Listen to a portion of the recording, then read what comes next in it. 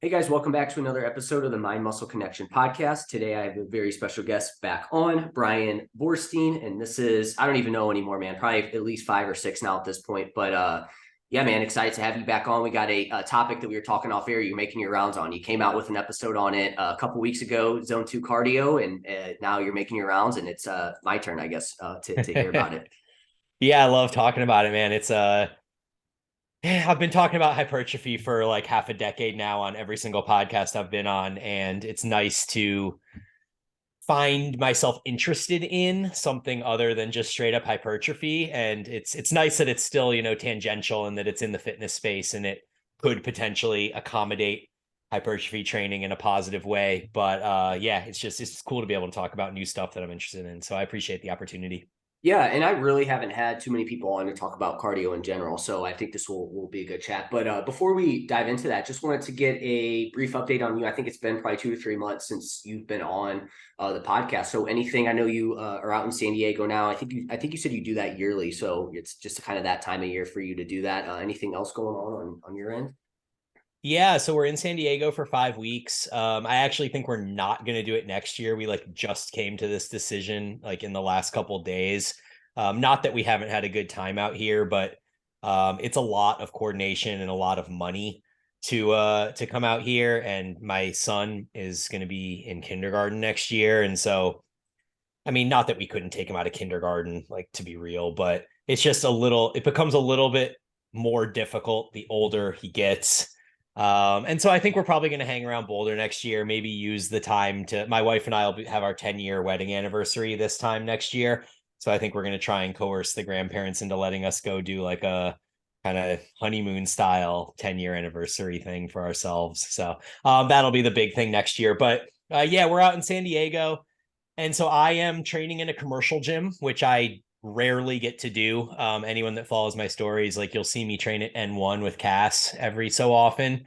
But that's really the only time I venture out of my cozy little dungeon home gym. So it's been cool. In prior years, I've gone to a place called The Gym in San Diego, which is like a mecca of bodybuilding. I mean, just very ostentatious steroid use everywhere. Guys are 270 and shredded at 5'8" type thing. Um, but this place that I'm at now is different. So it's a newer gym, kind of more chic and like I would call it like influencer central. Everybody's walking around with tripods and same as me. I mean, we're all just like walking around with tripods, filming ourselves, putting it on social media.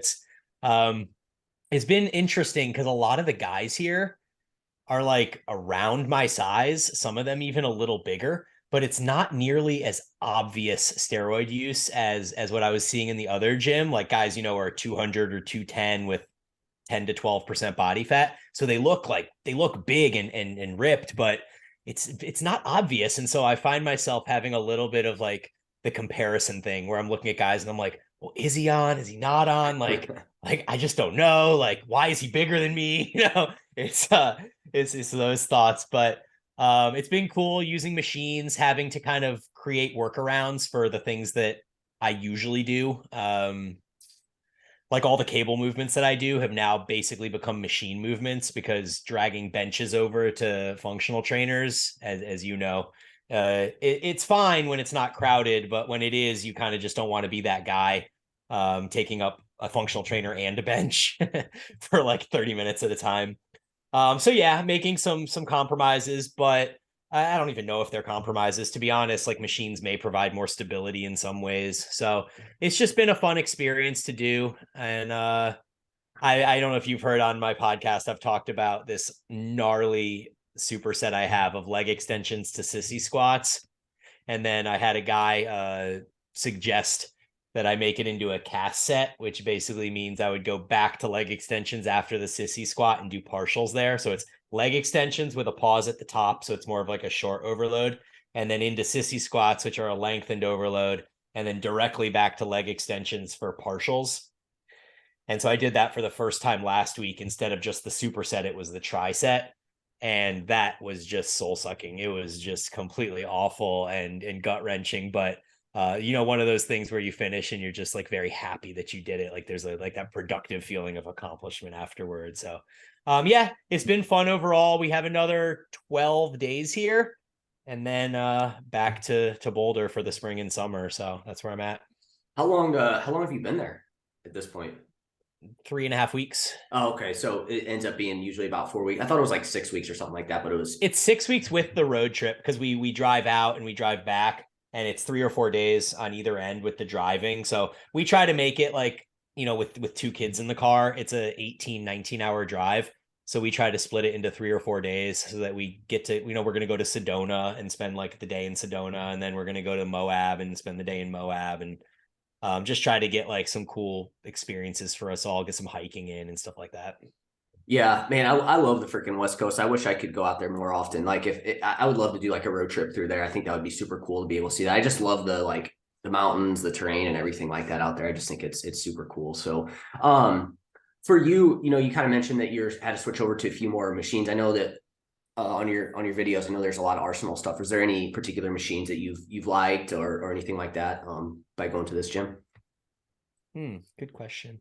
Yeah, I really didn't like the Arsenal hack squat at first. I think you and I discussed, but then I put the yoga blocks on the shoulder pads and strapped those in, and then flatten out the foot plate, because essentially the machine won't let you get full range of motion if you flatten out the foot plate otherwise. So then you put the yoga blocks on and it allows you to get a bit deeper. And so that feels a lot better now. I still don't feel like it's as good for me. It feels more systemic and less local muscle fatigue than the one that I have at home. But like, it is what it is. I think it's about as good as it's going to get when you go to a commercial gym. I'm able to get full range of motion, full knee flexion. You can't ask for a lot more than that. I really, really, really like the leg curl machine that I'm using here. It's a hammer strength seated leg curl, and it's mid to lengthened overloaded. So there's certainly a bit of a drop off in tension as you get to the short position, which I love. I hate those machines where it just gets harder and harder and harder, and you find yourself grinding the last few inches, even from the beginning. That just never feels good on my joints. So I like them when they're a little bit more lengthened overloaded. And this one specifically has the kind of handles that you can grip with your hand and then kind of lean forward and get some extra hip flexion in there for that extra length. And on my leg curl at home, I have the pads that hold my legs down, but I don't have the handles on top of the pads to give me that like extra bit of security and stability.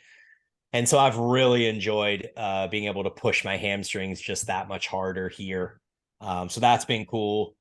And then that's really the only one that I really am going to miss of all the machines. I think I'm mostly looking forward to getting back to the stuff I have at home. Like my 45 degree is better than the one they have here. I don't like the hammer decline chest press. It's like it's converging. So like in theory, it should be good because it does line up with the costal fibers pretty well, and it converges, which gives you that nice sensation at the short position. But the handles are pronated, and I really don't like pressing in like a fully pronated position. It just never feels right. So I'm looking forward to getting back to my cable pressing where I can find that like perfect alignment with my hands a little bit better. What how would you like to have your hands now? Is this for everybody or just you specifically? You feel like you don't like how the handles are like that? I think most people do better with rotational handles or with like a semi-pronated grip. I find the same with pull-ups. Like over time, myself and clients I've worked with over the years, it just seems to be that when you lock yourself into pronation in anything that you do, there seems to be some effects over time on shoulders, elbows, and or wrists. And when you can kind of get that semi-pronated position, or even better, have a D handle that kind of rotates with you a little bit, I just find much less discomfort through the joint structures, and just allows you to dial in kind of the line of press a little bit more effectively to target the muscles that you want without the stress on the joints. And I feel like most machines you're going to find you're not going to really be able to do that. I feel like it is going to be that kind of fixed range there, or that fixed with your hands. Like you're not going to be able to move them, right? I mean, is there any machine that you can really mess with that? Well, I know that Cass has taken some of the Prime machines, and either inserted. Well, so some of them come with a semi-pronated handle already, which is great, but he's taken it even further and he's secured on D handles, like some cast handles, onto the machine. Basically, literally, there's like a piece of wood and he like drills it in. And so he's made a lot of these machines into rotational handle machines. And so I feel like on pulling movements, you can do that more easily by using like a D handle over the handle or using an angles grip or something like that. But when you're doing pushing movements, if you were to put a D handle on your hammer strength machine, you're losing like 3 inches of range of motion. So it's already difficult to get like a stretch down at the length and position, and then you decrease the range of motion you can get that much. And I just haven't been able to find it effective to try to add my own D handles to those machines. Yeah, because I really couldn't think of any machine that you could do that. Now, like you said, you like the converging ones better, but again, like a lot of the limiting factor there is going to be that you're not going to be able to change that grip on it. Yeah. Which, like you said, cables and then dumbbells, you're able to do that. Yeah. So for the hack squat, like I have the my gym has the Arsenal, as you know too, and yeah, I definitely find that it just stops like super high. Like I'm always bottoming out before I can get any more range of motion. And that is annoying. And I definitely have felt more like you kind of mentioned there. Now that I think about it, a little bit more just like systemic fatigue versus like target, the target muscle. And as I think back on like leg training, I definitely feel like that's probably something that I've done in the past. Is it's been more like systemically fatiguing rather than actually just like nailing out, hitting the quad. So definitely a mistake that probably a lot of people make there with their quad training. One other thing you brought up, sissy squats. I know that we've had this conversation about sissy squats. I feel like it's a movement that you kind of get weird. I feel like you get weird looks in the gym if you're doing sissy squats because it's like, oh, dude, that's so bad on your knees. What are obviously, we've talked about kind of the benefits of it. What are maybe some benefits of doing sissy squats, and maybe what are some ways that you would tell somebody to just like kind of, I guess somebody that is like, oh, that's bad for my knees. What would you kind of say to them about that? Yeah, I mean, if you get onto the page with the knees over toes guy, he's done a really good job kind of compiling the research on the actual impact it has on your knees. And he's actually been able to show that there's a lot of strengthening of the ligaments and tendons around the knees that occur when you take them into those like super deep knee flexion positions. And the truth is that like in reality, in everyday life, when you talk about like functional movement patterns, when you squat down in everyday life to do things, you're not always doing a perfect squat on your heels where your feet are firmly planted and your knees can like stay in line with your whatever. Like in daily life, you have to be able to put your knee in a fully flexed position. Sometimes you get on your toes and you have to be able to get out of that position. And so the ability to do that under load then transfers into the ability to do it without load much easier in daily life. And so I always used to have bad knees in CrossFit. Like I think a lot of people had bad knees in CrossFit, but they hurt constantly, like to the point that I remember getting in and out of my car. And it wasn't like I even had a high car. It was like a Honda Civic. I remember getting in and out of my car and having to push off my leg or off the door just to get up because my knees hurt so bad. And that was during a period of time where there was still that like kind of pervasive belief that, if your knees go over your toes, it's bad for your knees type thing, despite the fact that like CrossFit has Olympic lifting where like the knees have to go over the toes to keep the torso upright. I mean, it's just a natural compensatory mechanism. But since I've started doing sissy squats more consistently a few years ago and really putting them into that like deep, unstable kind of position on the toes, I have almost no knee pain anymore. And so it's cool that it was something that really bothered me consistently for years, and now it doesn't. And then as far as the perception of what people think looking at it, like I definitely think there's some of that still held, but I've gotten enough like great work, dude, or yo man, those look brutal, or like, someone giving me daps at the end or whatever. I've gotten enough of that these days that I think the perception is definitely switching. what would you say to somebody that I guess what are some ways that you would kind of like teach this movement to kind of lower the injury risk, right? Because I think like you said, it does put you in that unstable position at the bottom, right? So you definitely have to be careful. So like what would be some things that you would tell somebody if they were first starting out doing this movement? Yeah, I program these for my general programs, like my group programs, and I always list some swaps that you can use instead. And so the very first one that I recommend people do is to do a band assisted sissy squat. And my favorite way to do that is to attach the band to a pull up bar so that it's coming from above you. And then when you do it, you're basically just standing in front of the band and you're holding it with two hands.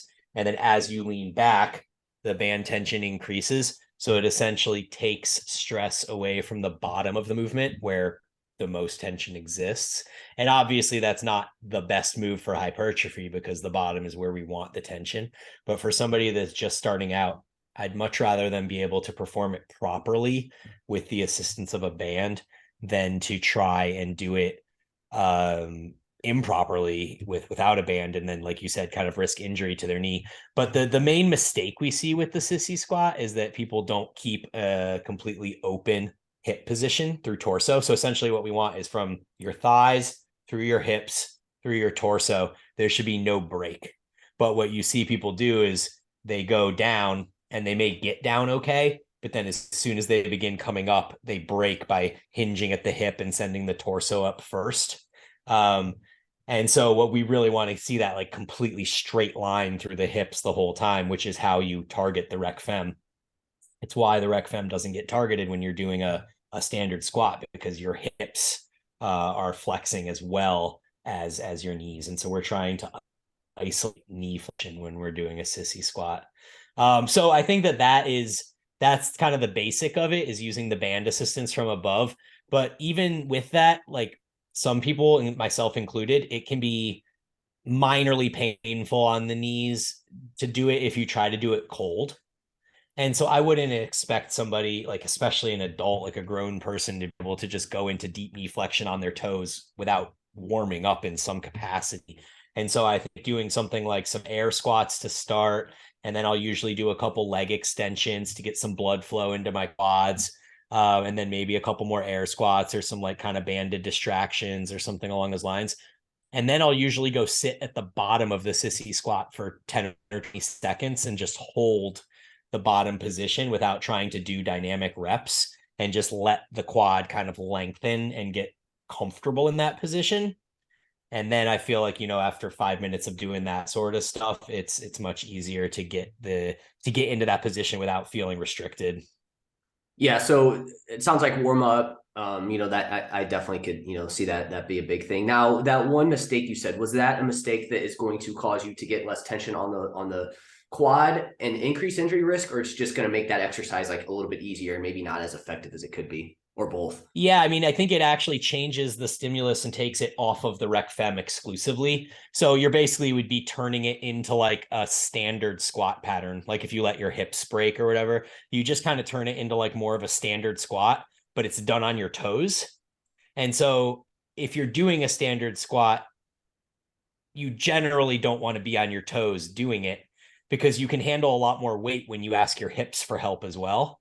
But we don't want to ask the hips for help. We want to purposefully disadvantage our hips so that our rec fem and knee flexion can really be the primary movers there. So it's not that it would increase injury risk unless you're loading it and also using hip flexion. Like you really shouldn't load the movement until you're doing it perfectly. Right. Otherwise, yeah, you are putting yourself potentially in a compromised position.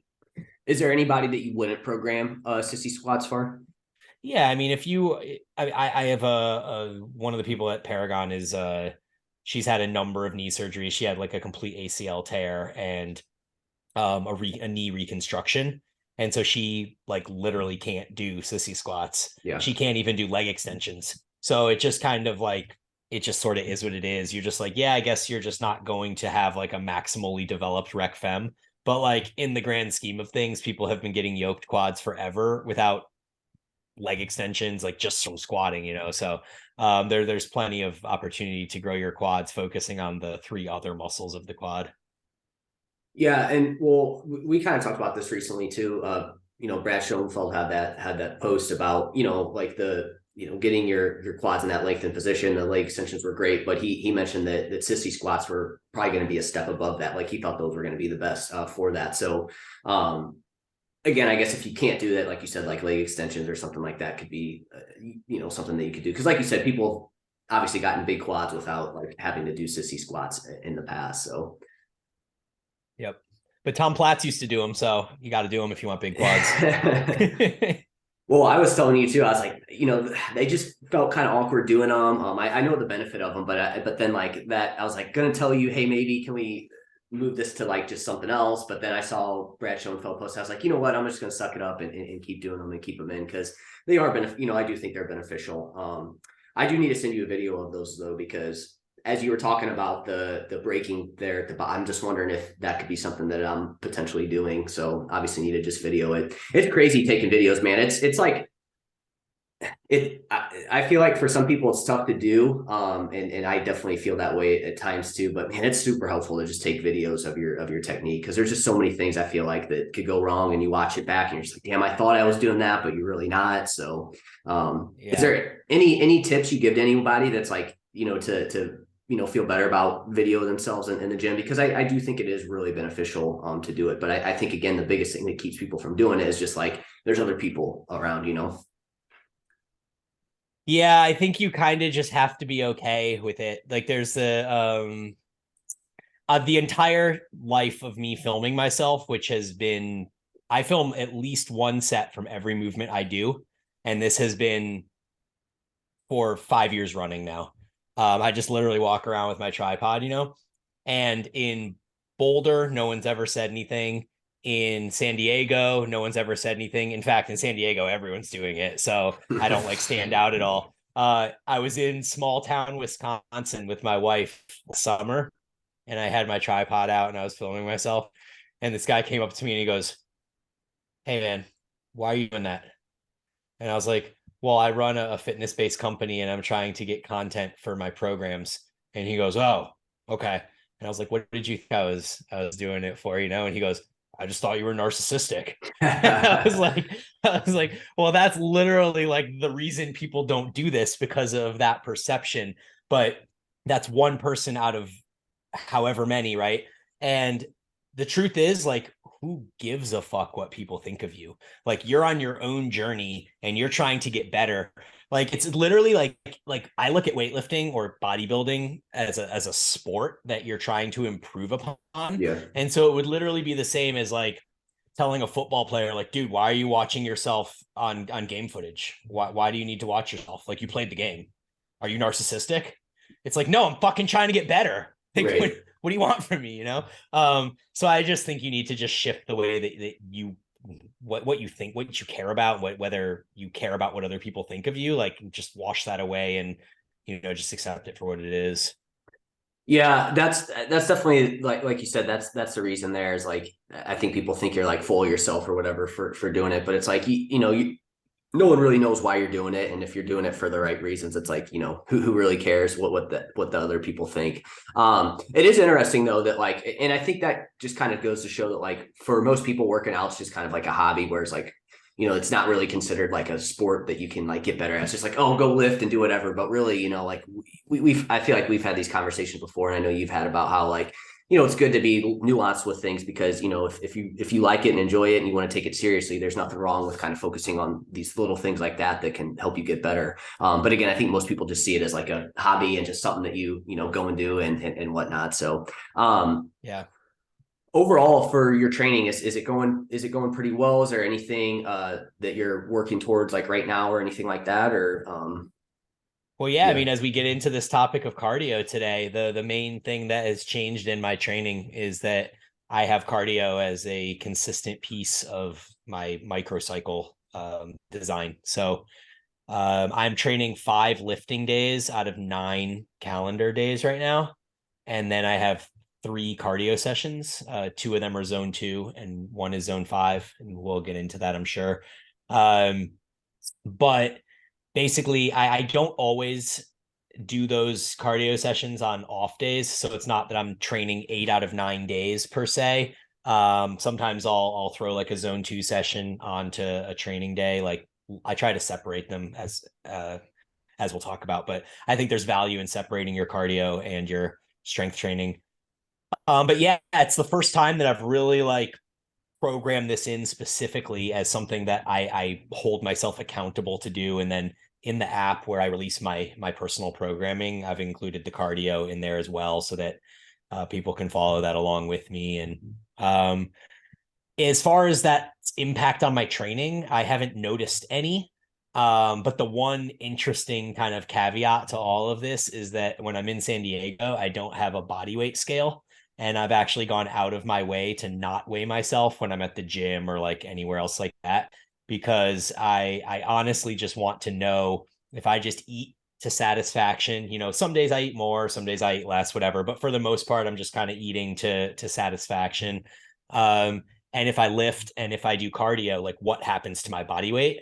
And so I left I left Boulder to come to San Diego at like 195.4, I think. And so I'm really curious when I get back to Boulder and weigh myself, like, am I still going to be like 195.4, or am I going to be like a little less or a little more? Like, I don't really know. But a lot of the or objective metrics that my smartwatch tells me I have, like heart rate variability, resting heart rate, and VO2 max, those numbers seem to be showing that I might be losing weight, just because VO2 max and HRV tend to go up and resting heart rate tends to go down when you lose weight. And so those numbers have been slowly creeping down, but they could also be because I'm doing cardio. It could have nothing to do with weight loss. It could be independent of that. But I think once I get back and I have a little more data, it'll be cool to kind of reflect on that and see where I ended up. But I haven't noticed any decrement in like training loads or reps achieved or progression or anything along those lines. So overall, at least so far in 6 months of doing cardio relatively consistently, it doesn't seem to have any, deleterious effects on my training. Cool. Yeah. So it sounds like you're leaning towards the side of you'll probably come back a little bit lighter when you get back. That's what you're thinking, or I think so. I was convinced of that until this last week, and then this last week I've been eating. Let's say I've had more days that are overfed than satisfied. Where I'll at the end of the night I'll end up pounding like half a box of Raisin Bran because I just like I'm hungry at the end of the night or something like that. So I it really depends how the next 12 days go. But yeah, I would say I was trending lighter, and then I ate like 2 boxes of Raisin Bran over the last week, and now I think I'm probably back up to where I was. But yeah, I mean, yeah, well, I'll let you know as soon as I know. well, if you find out that you are trending down a little bit, will you kind of make an adjustment there, or are you just going to kind of ride that out a little bit? I'm going to let it ride, because one of the other things that I decided in this last week or two is that I'm not going to do my annual cut that I usually do every spring, because I'm doing all of this cardio. And I just want to make sure that I'm fueling myself properly so that the cardio has as little impact on my training as possible. And I feel like it's inevitable that if I were to try and cut and continue with my cardio, that there would be more prominent losses in strength and or muscle mass along the way. So I kind of assume that I'm going to lose weight just by doing cardio, but I'm not really like going out of my way to diet and try to lose weight.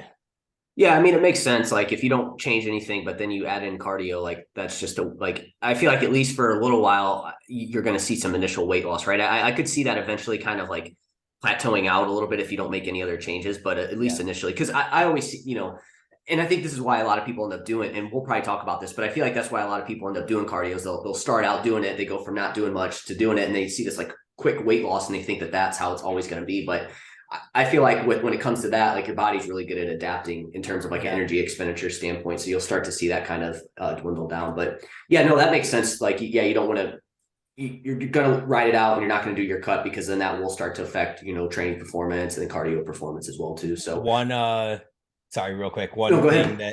One thing that's going to be kind of cool data as well is that you and I were talking about my one arm training experiment a little bit.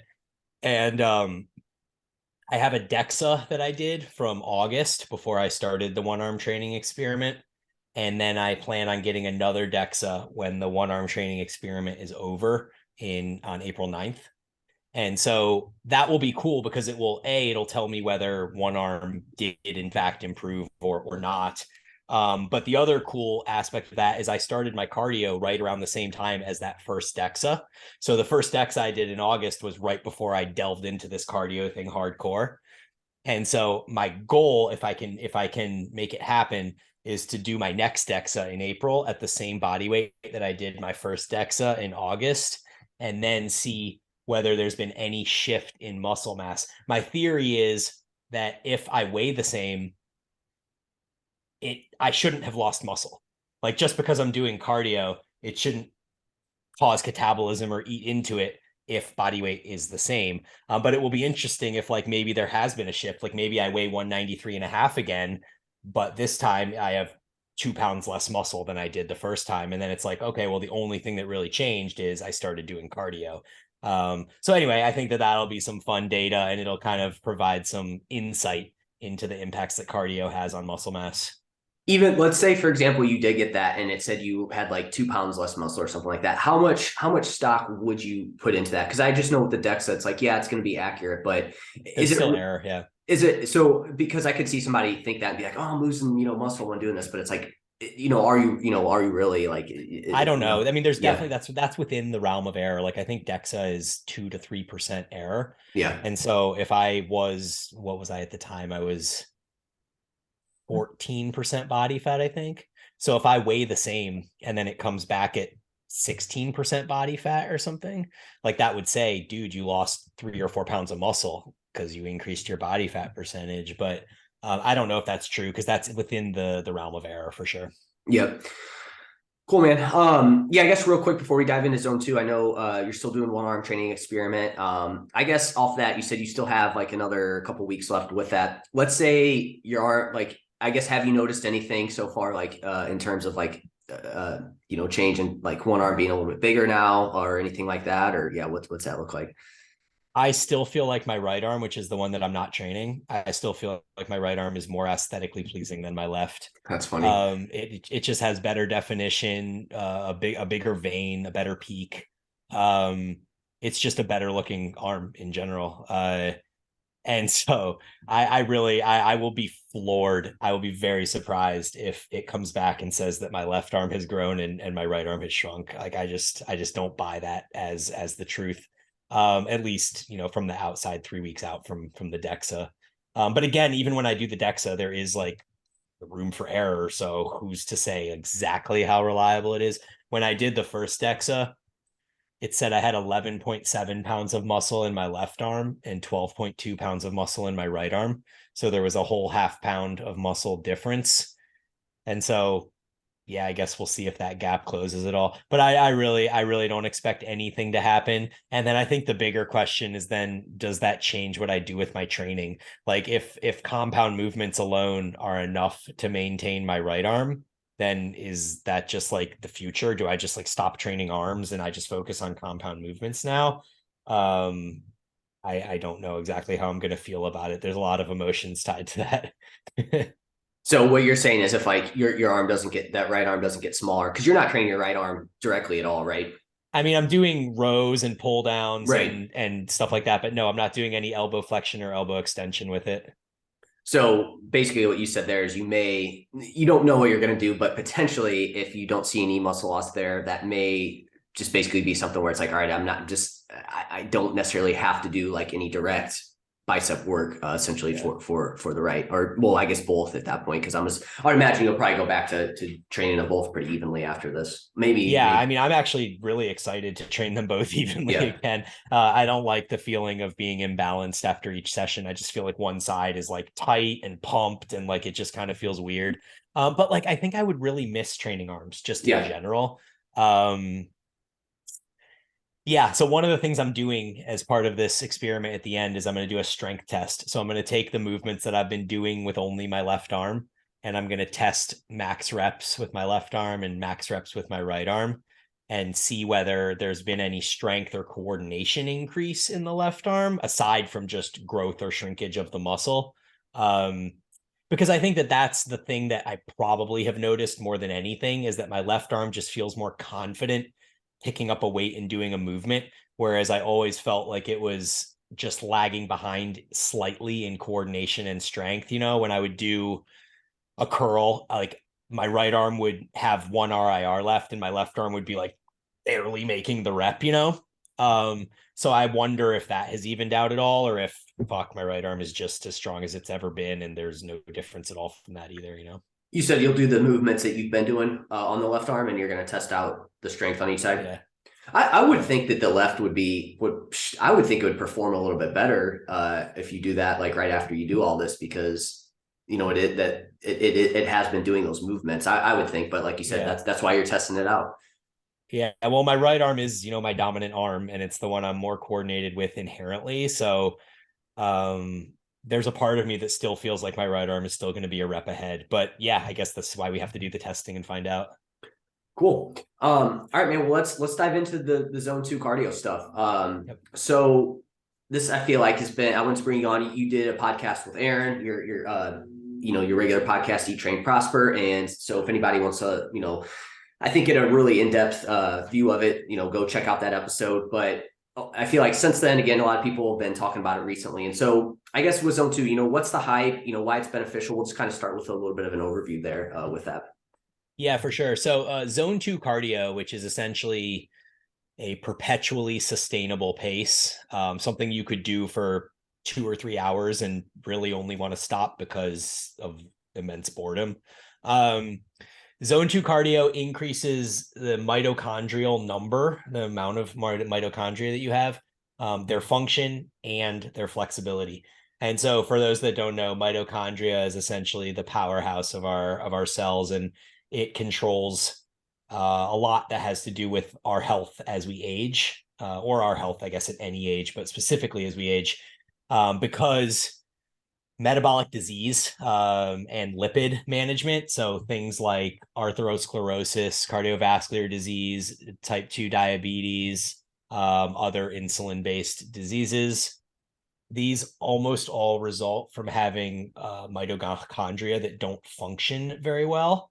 And essentially what mitochondria do is they allow your metabolism to be flexible, in that it can easily shift between using fat for fuel or using glucose for fuel. And if you have poor mitochondria function, then your body is going to be more predisposed to want to use glucose all the time, which has downstream effects of just making you more metabolically diseased as time goes on. Because in zone 2 cardio, in these perpetually sustainable activities, we should be using mostly fat, or like a balance of fat and glucose. But people with poor mitochondria function are going to primarily use glucose and not be able to use fat for energy. Gotcha. And so I guess then, so obviously is there any potential downsides to doing zone 2 cardio? I mean, the current research seems to conflict with the prior research. Like if you look at research from the mid 2000 teens, is that how you would even say that? I don't really know.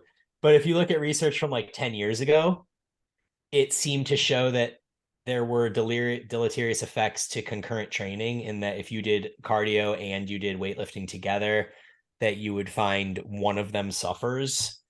And now the research seems to be leaning more towards the side of they can be mutually beneficial. You just have to program it in an intelligent manner so that they don't conflict with each other. And then you also kind of have to choose one that's your priority. So you can't be, like the example would be, you can't train both to failure. You have to kind of choose one that's the one you're really going to target as your primary progression opportunity, and then the other one is going to be more one that you're like, hey, I'm doing this for maintenance or for health, but I'm not really trying to like push the threshold on it per se.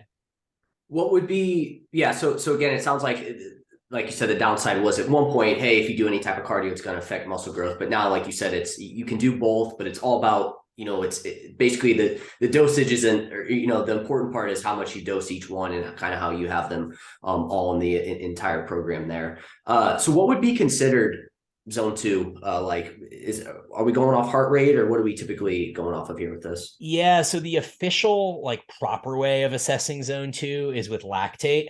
And so you can buy a lactate meter off Amazon. They're like $250, which is prohibitive to many people who probably don't need to know their lactate exactly. But we would want lactate to be between 1.7 and 2.0 millimole. Which means nothing if you've never tested lactate before. But because that seems prohibitive to most people, we use heart rate measurements and subjective measurements as proxies for zone 2. And so the first proxy I would use would be, it's a pace that you can do for 2 or 3 hours. Yeah, like it shouldn't get progressively harder, because if you are doing an activity that starts at a certain level of RPE and then 30 minutes later the RPE is higher, then you're essentially on this runaway train where your lactate is just accumulating faster and faster and faster. And so it won't actually stay between 1.7 and 2.0, which is what we want. We don't want to get on this runaway train. We want to be on a steady train that goes the same speed the whole time and doesn't increase in fatigue. And so when we're trying to assess what that is for us, a good starting point for many people is to take 180 minus your age. So if you take 180 minus I'm 40 years old, that would put me at 140 beats per minute for my heart rate.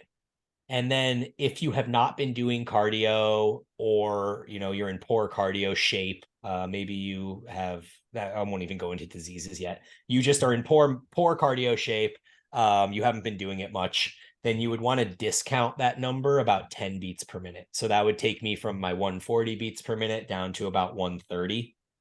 And so that's a decent starting point for you to say that would probably be my zone 2. But equally important is choosing a modality of exercise for your zone 2 that you're efficient at.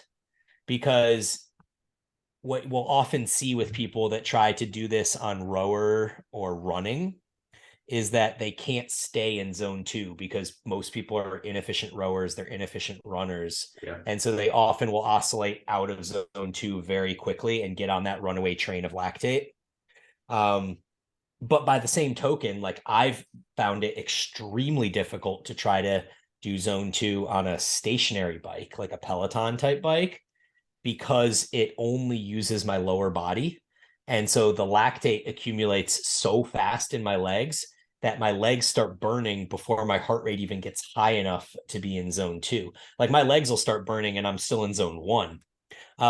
So what I've found personally is 3 things that tend to work best. One is an Airdyne bike or a Rogue Echo bike, or one of those bikes that have the handles that move as well, because then you can get your upper body and your lower body working in coordination together, and you can get your heart rate higher without producing as much lactate locally in the muscle. I like incline walking, but I've found that incline walking doesn't quite get my heart rate high enough unless I'm weighted. So the other one that I'm going to start doing, that I haven't officially started doing yet, but I'm going to start rucking, which essentially just means wearing a backpack with weight in it while you walk.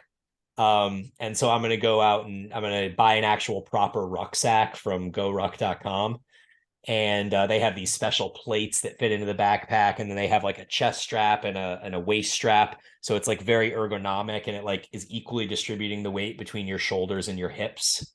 And so by rucking, you can get the proper weight dose so that you can get your heart rate like right into the perfect zone, and you can still be walking, so you don't have to worry about running or changing your speed. You just kind of go out for a walk, but because you're carrying 65 pounds or whatever it is, it gets your heart rate into that zone pretty easily. But that's really one of the main things we want with zone 2, is we want to have a consistent heart rate that stays within 5 beats on either side of where we want to be. So if I want to be at 135 beats per minute, then I would say anywhere between 130 and 140 would kind of be my zone 2 range. And you just kind of want to stay there and just like let your body get comfortable being uncomfortable, even though it's not super uncomfortable because it's perpetually sustainable. It's not like you're gonna die and have to like stop at any point. It's more just like, hey, this is gonna get boring eventually, you know. Yeah. So yeah, no, that all makes sense. So basically, you said you want to be efficient at it, and so running, like you said, running's kind of out of it, rowing's out of it, and that's mainly just because, like you said, most people just aren't efficient at doing those movements, right? So like they're just not good at them, right? Like somebody that hasn't ran for a while, you're going to go out and you're probably not going to have great like technique for running, essentially, with that is. Yeah, and same with rowing. Like I can't run and stay in zone two. If I try, I've tried this 3 or 4 times. So the first time I went out and I was like, I should be able to hold like a 9 minute mile pace. Like I'm an athlete, you know, 9 minute mile pace, 4 minutes into it, I was in like zone four. Okay. So I had to run at an 11.5 minute mile pace, which you've ever tried to run at 11.5 minute mile pace. I mean, you're like barely moving. So it's like a And super then slow jog then. I wouldn't barely even call it a jog. It's like a slow hobble. But yeah, I mean, you can, get on your watch and go out and try to run an 11.5 minute mile and just see what that feels like. But I'm a pretty good rower from all the years of CrossFit. I spent an entire year like really learning how to row from people that row for a living.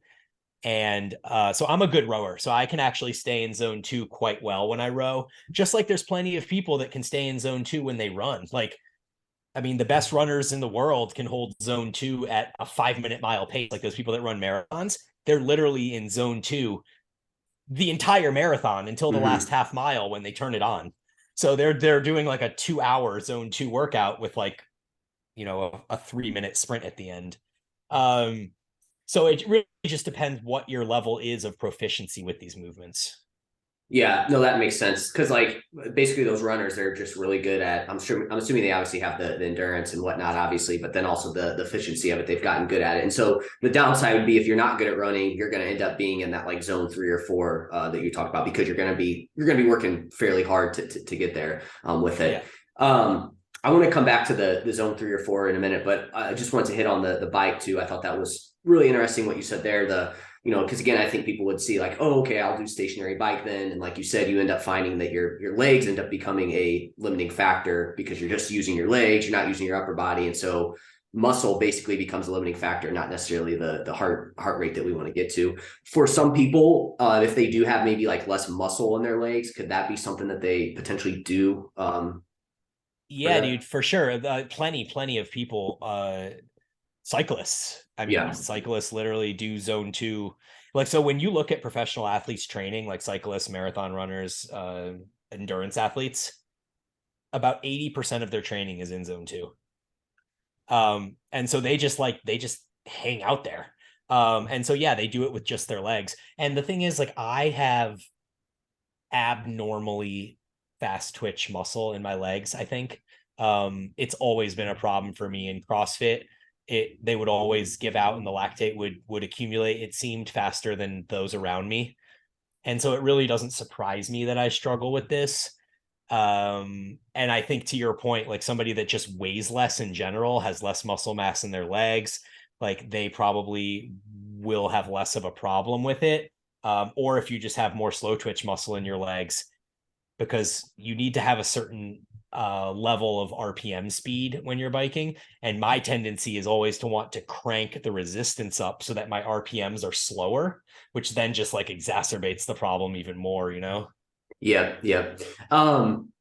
So I guess we talked about zone, like what would be the downsides of going into like zone 3 or 4 if you did like kind of cross that threshold there. Yeah, I mean, you're just no longer putting your mitochondria and holding them up to the fire, would be the way I would Okay. say that. It would kind of be like sacrificing your form on a lateral raise instead of forcing the lateral delt to like contract through the full range of motion or whatever. Um, it seems that the benefits to mitochondria are mostly seen or most advantaged in zone two when you're holding them to the fire and forcing them to have to just adapt and get better. Um, Not to say that there isn't reason to train zone three and zone four, but it seems like for the health benefits that people look for from cardio, that zone two and zone five get you those benefits. And zone 3 and zone 4 are just a little bit less necessary in that process. Yeah, it makes sense. And so it sounds like if you are somebody that is wanting to like kind of do this, it sounds like there's probably going to be a little bit of trial and error here initially with it to kind of figure out what you need to do and how to get into that kind of range that we're looking for there. Yeah, I mean, there's trial and error in finding your heart rate that correlates to the subjective metrics. And then there's also going to be a learning curve as far as finding the right type of equipment or modality of exercise that allows you to just sit in that zone 2 and just get comfortable there. Yeah. Cool. So I guess what would be like, say somebody lifts, 4 or 5 times a week, they get like 8 to 12K steps per day. How much are they missing out on here if they're not doing zone 2 cardio? Yeah, I don't think a ton. I especially don't think it's super important if all of your markers of health are in order. So I think it's exponentially more important if you have high lipids, high blood pressure, high HbA1c, high insulin, high glucose, any of those blood markers, say high liver enzymes, any of those things that kind of are part of the health milieu that gets worse as we age. If you have any of those things that are out of order, I think zone 2 has unique benefits that can help you get those back in order. But if you're somebody that all of those markers are pretty good, you're within range, and not just within range, but you're low where you should be low and high where you should be high. I don't think you need to change much. Like it's working fine for you. Right. Doing 8 to 12K steps and lifting. Like I think you're getting still most of the benefit there. Yeah. Yeah. So again, it sounds like at this point it would kind of come to, because I do want to talk to you about like how long and how often and things like that. But it sounds like if you're doing those things, you're pretty much all the way there. It's just like this is going to be kind of that next little extra step if you can, dedicate the time to it and whatnot. But on the step thing, you just kind of mentioned all those issues that people would have. I guess for some people, walking could potentially get you into this if you're in pretty bad shape. Yeah. So one of the cool metrics that we use for zone 2 to assess, I guess, how good you are at it or how metabolically fit you are is watts per kilo. So when you're on like an Airdyne bike or a rower or whatever, you can see the amount of watts that you're producing. And so I weigh 90 kilos, say, plus or minus, just for easy math. And when I first started doing zone 2 cardio, 6, 7 months ago, I could not even hold 150 watts for my zone 2. So that was just over 1.5 watts per kilo. And the general assessment of metabolic health, pre-diabetes, things like that, is that if you can't hold at least 1.5 watts per kilo, then you're in the shitter. So that's like the bare minimum buy-in is, dude, your zone 2 should be at least 1.5 watts per kilo. And so as I've gone over time, I can now hold close to 2 watts per kilo. So I'm able to hold about 180 watts now, which started at 150 watts. And so that's a cool piece of cardio, is being able to see these adaptations occur. But yeah, I think that, well, I don't even remember what your question was or why I answered it that way. What did I ask on that? I was asking, sorry, I was already getting my other questions. Yeah, no, you're fine. Ago. Dang it. What did I freaking ask on that? It doesn't matter. Yeah. People can. Oh, if walking can be, yes. yeah. So yes, if you're very metabolically unfit, then walking could be sufficient to get your heart rate up high enough. I think that as you become more fit, though, you will find that it doesn't. And as an example, like when I go out walking now, even if I'm walking with like a pep in my step, my heart rate never breaks 100. It would hang out in like the high 80s, low 190s, and that is 1 watt per kilo. Or wait, no, actually, I don't know. That's not in watts, but my heart rate is supposed to be like 135 for my zone 2, and it's not even breaking 100.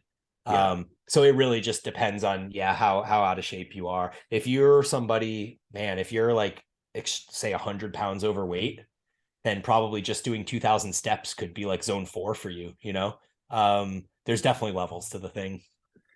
Yeah. So this is, yeah, again, like if you are somebody that is out of like really out of shape, like just doing, like you don't have to necessarily go straight into like airdyne bike or working, like you just getting moving is going to be important. Is there anything from like, because I think most people listen to this are into hypertrophy and whatnot. Is there anything from like a muscle building standpoint that would like stand out to you to be like, hey, you need to like add some of this in, or maybe we already have covered that now, but I don't know if there's anything that you could like look at from a workout standpoint and be like, dude, you definitely would benefit from some of this.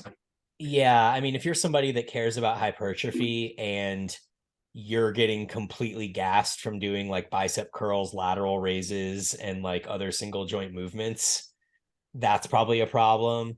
If you can't walk upstairs without like that's a typical like power lifter thing people say. They're like, yeah, you know, you're a power lifter when you can't even walk upstairs, right? But like those people could probably benefit from zone two. Not that they need it per se for their sport, but in hypertrophy, you need it a little bit more because you want to be able to fit in a certain amount of volume and you don't want to have to rest 5 minutes between every set of a row that you do or something like that. Like you should be able to finish a set and not have that heart rate be up in the like zone 4, zone 5 just because you did a set of cable rows. Like maybe after a set of hack squats to failure, you get there, but then you should be able to see that heart rate come back down and you can collect yourself and kind of move on with your workout. If you're extremely unfit aerobically, then every set of lifting that you do has a bigger toll on your recovery. And so being aerobically fit not only helps you recover between sets, but it also helps you recover better between sessions because your mitochondria are going to function better and they're just going to put your body in a better state to prioritize recovery. And that's just going to benefit you exponentially down the line. Yeah, because and I think it's important to let people know that because again, somebody that like you said, there's either a power lifter or again super into hypertrophy and is like super anti cardio. It's going to be like, hey, you'll be able to get in more training volume, which in turn is obviously going to help you build more muscle. If you can recover from that and everything like that. So yeah, I think it's important to let people know about that. So cool. So I guess just to switch gears, how would you, not really switch gears, I guess this would be within the same thing, but what are some things that you would look out for to implement this into like a hypertrophy program? Again, somebody that because like you said initially, like you still do need to kind of prioritize which one you want to focus on more. So like, again, if you feel like you need to add some of this in, but you still want to build muscle, like you have to pick one or the other. You can't have like the best of both worlds. So for somebody that is still, hey, I still want to get jacked, I want to build muscle. What are some things that you would like kind of do to make it all work? Yeah, if hypertrophy is your main priority and cardio is your back burner priority, then I would say the things you want to do are never do your cardio before your weight training. Like as even like an hour or two before, I would say is too close. And most people wouldn't even do that because they would be at the gym and they would do their cardio and then they would do their weight training. You just would always want to put your cardio as far away from your weight training as possible. Like on a different day or like one in the morning and one at night type thing. And if you found yourself in a pinch and you had to do them in the same session, then you have to do the weight training session first. Because if you were to do the cardio first, it would use up all of your energy substrates that you need for your weight training, not to mention your psychological arousal. Like, I personally find it very difficult to get psychologically aroused to work out hard twice a day, but trying to work out hard twice back to back would be even harder. um, and so I think you have to take that into account. And then I would also be conscious of the type of cardio that you choose and how much it's going to impact your lower body. Because I've seen people like the stair stepper is a decent way to do zone two because you can just kind of get in a rhythm and you can get your heart rate up and there's a little bit of resistance. And a lot of people find the stair stepper really easy to get into zone two. But the reason that I didn't recommend that in the beginning when you asked me what would be good choices for zone two is because the stair stepper also has a huge impact on our legs. And I mean, it acts like a resistance training workout, depending on how slow you're moving, how much resistance there is, how many steps you do. I've done stair stepper before and been sore the next day. So I think you want to be really cautious of that, and that's another reason I really like the Airdyne bike for Zone 2 because you can equally use your upper body and lower body, and it doesn't feel like either one fatigues a whole ton. It just really feels like it's your heart that's working. Yeah, with the stair stepper too, it's like one of those things where you're doing a lot of volume, but it's like super far away from failure all the time. So it's just like, again, it's just adding a lot of fatigue and not necessarily like benefiting you from a muscle building standpoint there. So that makes sense. And is there any type of cardio that really does kind of hit the upper body? Like Yeah, I mean, there's a few. Like if you look at the ski erg, where you have the little things above you and you kind of okay. crunch down like that's a whole lot of upper body. You get some decent upper body in rowing. If you're a great rower, you probably shouldn't get much upper body, but most people that aren't great at it are going to use more upper body than they should. And then there is, I feel like there's like a Versa climber where you have these like things and you're almost doing like a mini pull up each time. Um, yeah, and then like double unders if you do jump rope. I feel like jump rope is another one that like you wouldn't want to do it for zone 2 because it would be like 45 minutes of jumping on your toes and there would just be so much impact and downstream negative effect from that. But a lot of these ones that aren't good for zone 2 because of that reason are really good for zone 5, because essentially in zone 5 you just want to sprint and get your heart rate as jacked up as possible. And so now we want to be more inefficient because that'll get our heart rate all fucked up quicker. So it really is like the antithesis kind of. What would you say, from you obviously, you do my programming, so you understand what I do hockey once a week. What would you consider hockey? Would that be like closer to zone 3 to 5, I guess? I would say probably, but I think you probably oscillate between all the zones depending on what you're doing. I mean, do you guys run shifts where you have like 2 or 3 minutes, or are you on the ice the whole time? It's typically like 1 to 2 minutes, I would say. I mean, sometimes some longer ones can last, 3 to 4 minutes, depending on, if somebody doesn't want to get off or anything like that. But yeah. Do you ever find yourself like keeled over needing air? Oh yeah, for sure. There's definitely times where I'm like freaking, I'm tired as hell. And then obviously I've noticed this is one thing for me as well. Like I'll start off pretty good, and then as the game goes on, man, it's like I'm starting to feel that I hit that point like way sooner, So yeah, I think that you're probably mostly in like zone 3 through 5. Yeah. Would be my guess, especially if they're like 1 to 3 minute intervals for the most part. And when you're on the ice, you're moving because you know that you're out there for a short period of time. Yeah, I would say you're mostly zone 3 to 5. You probably don't get any zone 2 work in, would be my guess, because you walk and you play hockey. I literally get no. I probably don't. I mean, I don't. I would say based on that, yeah, I definitely don't. So, how many times per week would you say somebody needs to do this?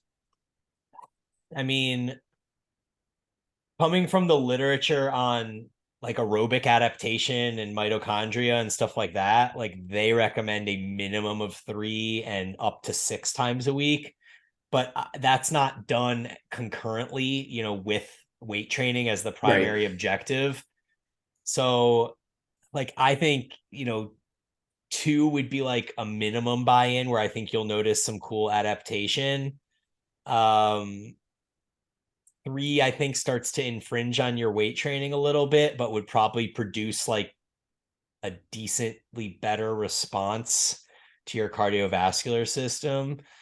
So I think it really just becomes a matter of priorities. But if you're like a staunch, hypertrophy is my thing kind of guy, and I don't want to do anything to compromise that, then I think starting with 2 zone 2 sessions is probably a good place to be. Cool. Yeah. So like you said, about 2 is going to kind of be that sweet spot there. Like once you get over that, then it's going to start to impinge on, or infringe on like other, your weight training, which again, if you're prioritizing that, you need to obviously make sure that that's in a good spot. Lastly, duration. How long are we looking at? I know you said 2 to 3 hours, but I feel like for a lot of people, that's probably not feasible. So you should be able to hold it for 2 to 3 hours, but you don't. Okay. You hold it for 45 to 60 minutes. Okay. Cool. It's boring as shit. Yep. Hey, podcasts, all right. Listen to this podcast, listen to Eat, Train, Prosper. Lastly, energy balance. Is that going to be something that like if you were in a fat loss phase and you're in a deficit, would you cut back on it? Would you do more? You're in a certain, what would that look like? It's a good question. And I'm still kind of toiling with this because like my inclination, my default is to still say that when you're dieting, cardio should be a tool in your toolbox that you can pull when you need it. Yeah. I'm never a fan of starting a diet with structured cardio other than steps, because I just want to be able to have something that when the diet gets sticky, there's something we can do. Um, and like when you're already doing zone two sessions a week, it's like, well, then where do you go? Do you go to 3? Do you go to 4? Like it can become a runaway train of cardio. And we also know from all the Poncer work that there's an insane amount of energy compensation that occurs when you're dieting. And so like if you're in maintenance or a surplus and you do 400 calories of cardio, you actually burn 400 calories. When you're dieting and you do 400 calories of cardio, you're really only burning about 250. So you have the wasted ROI of your time because you just spent a bunch of time. You also have the wasted ROI on calories because you're not actually burning 400, you're burning 250. Then you have the negative of your appetite is going to be increased because you just did all this exercise. So you're going to be more hungry, and we're just trying to create a deficit here. So yeah, I just, it doesn't make a ton of sense to me to prioritize cardio, at least initially in a diet. I do feel like if you were doing cardio and you're doing your zone 2 stuff and then you decide to diet, like I struggle with telling someone to stop pursuing the thing that they were doing, especially if they have like health related reasons for why they're doing it. And so I think at that point, it's an individual by individual case, but I think at that point in most cases, I would likely let them keep in their 2 zone 2 sessions. Maybe we come back on the steps a little bit or something like that. And we just account for it in the amount of calories that we're eating.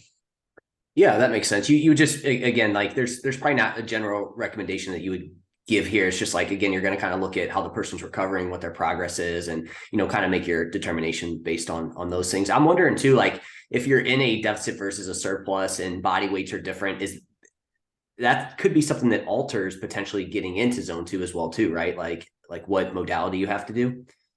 Yeah. I mean, it can definitely affect it. Like Yeah. you're, so when you get smaller, your resting heart rate is going to go down. And you will be able to produce potentially lower watts because you're a smaller human trying to produce force. And I don't know how that would affect your heart rate, but with resting heart rate going down, I wonder if that would have a downstream effect on your heart rate at different zone levels as well. Yeah, it's an interesting question. I don't exactly know the answer to that. Yeah, I mean, basically, like you said, you just, if somebody's doing it, they like it for the health reasons, and then they're at maintenance, and then they go into a deficit. You're not going to be like, hey, don't do that now. You're still going to say, hey, just still do what you're doing now. Just like don't necessarily ramp it up or anything like that at that Yeah, point. exactly. It's more like maintenance, just like with a dieting and weight training, you're just kind of trying to maintain what you have. Yep, cool. Is there anything else, before I let you go here, anything else that the audience should know about zone 2 cardio? Maybe anything that we didn't cover during this time? And No, it's man. okay if you don't have anything either. No, I think that we covered it all. Yeah. Cool. All right, man. Well, yeah, we're coming up here on it's 15 past, so I want to be respectful of your time. So before I let you go, is there anything coming up that you want to lead the audience to or anything like that? No, I think check me out on Instagram, check out my businesses, things like that. And hopefully we'll come back on here and talk about the arm experiment and some more cardio stuff down the road. Yeah, for sure. I'm sure people will have some questions about this, listening to the multiple podcasts you're about to be on talking about it. So cool, man. Appreciate your time, and we will talk to you next time. All right.